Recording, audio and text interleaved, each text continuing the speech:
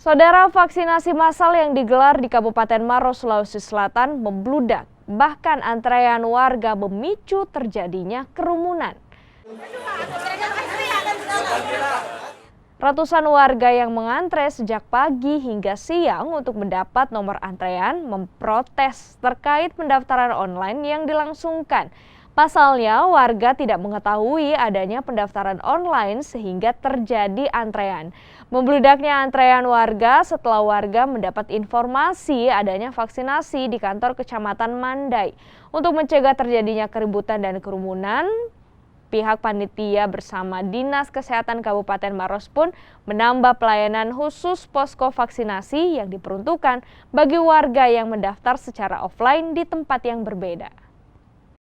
Bagi ikan di Grand Mall 300 orang, ya kita tidak dapat diumumkan bagi ibu-ibu bapak-bapak yang tidak dapat, harusnya ada vaksin di kantor camat, makanya kita datang ke sini. Kenapa lagi diadakan pendaftarannya online? Tidak cocok.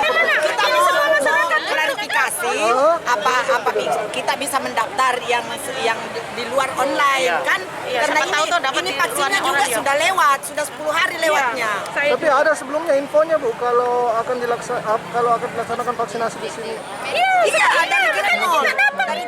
Makanya kita ke sini. Tapi nggak ada informasi kalau online atau tidak. Tidak ada. Karena pendaftaran kemarin kita coba-coba dengan teknologi online, itu banyak yang mendaftar dari luar.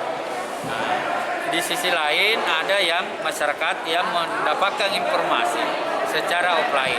Makanya solusi yang kita ambil itu tetap kita layani dua-duanya. Jadi hari ini tidak ada masyarakat yang kita tidak layani yang sudah terlanjur datang di lokasi. Cuma harus antri, ya bersabar.